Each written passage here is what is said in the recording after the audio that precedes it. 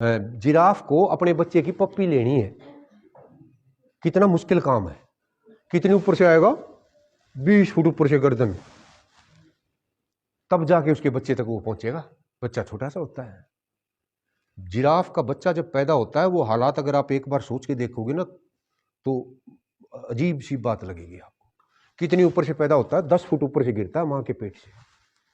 और जब गिरता है ना, उसके चारों तरफ एक इस तरह की झिल्ली होती है कि 10 फुट ऊपर से गिरने के बाद भी 90% तो ये होता है या थोड़ा कम परसेंट होगा कि जब गिरता है तो अगर वो गर्दन के बल गिर गया ना तो बच्चा उसके अंदर ही मर जाएगा। गर्दन के बल अगर गिर गया, इतनी नाजुक गर्दन है, वो काफी लंबी होती है, मुड़ी हुई उसके अंदर रखी है। गर्दन के बल गिर गया तो वहीं मर जाएगा।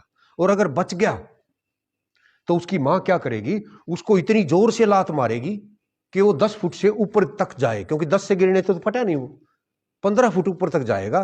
फिर वो जब नीचे गिरेगा तो रास्ते में क्या सोचेगा? यार की तो आ गई, के खाने लग रहे हैं, शुरू में पैदा होने लिए लात मारने लग रही है। कौन मार रही है? मां लात मार रही है। क्यों मार रही है? क्योंकि अगर नहीं मारेगी तो फटेगा नहीं, वो निकलेगा नहीं, वो पैदा कैसे होगा? और जब 15 फुट से नीचे वो धड़ाम से गिरता है ना, वो झिल्ली फटती है और उसमें से निकलता है। जब निकलता है तो कहते हैं उसकी जो मांस है उसमें से ऐसी खुशबू आती है कि शेर को 1.5 किलोमीटर दूर से पता लग जाता है और वो भागा भागा आता है। और ये बात उसकी मां को पता है कि अगर तूने इसको 10 मिनट के अंदर अंदर भागना नहीं सिखाया तो शेर इसको आके खा जाएगा। मां के सामने बच्चे को कोई कुछ कह दे, इससे ज्यादा कष्ट मां को नहीं हो सकता। वो क्या करती है फिर उस बच्चे का? अगली और पिछली टांगों के बीच में अपना पैर फंसा के और इस बार जो लात मारती है वो 15 फुट से भी ऊपर जाती है। और वो बच्चा ऊपर से जब गिरता है तो इतना डरा होता कि ये कहां आ गया, मैं हुआ क्या, ठीक ठाक था सब कुछ, दूसरी लात इतनी जोर की। और वो ऐसे ऐसे करके जब जमीन पे गिरता है तो उसके पैरों में इतनी ताकत आ जाती है कि विद इन 5-6 मिनट वो इतना तेज भागता है कि शेर नहीं पकड़ सकता।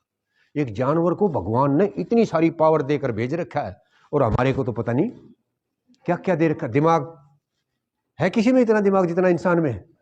किसी में नहीं है। तो कभी भी हमें ये नहीं सोचना चाहिए कि मेरे पास ये नहीं है। आपको भगवान ने बहुत सारी, अरे कितनी अच्छी मां दे रखी है आपको।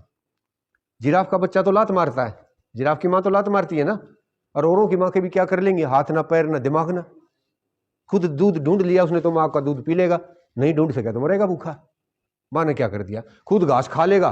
अभी हम परसों बात कर रहा था, वो भेड़ चराने वाले थे, छोटी छोटी बकरी के बच्चे साथ साथ मुंह लटकाए और नीचे पड़े। मैंने कहा बीमार हो रहे हैं?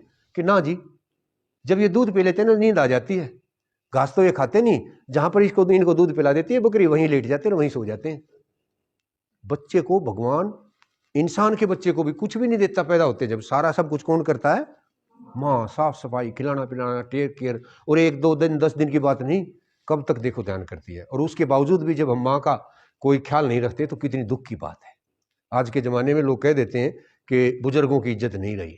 वो ऐसे ही नहीं कह देते, वास्तव में नहीं रही। हमें उनका, जिनको कहते हैं ना संस्कार, इंसानियत आदमी में, कम से कम माँ बाप की तो मैं कहता हूँ, कहाँ के स्कूल की बात है भाई, पिछले 4 दिन पहले की बात है भाई।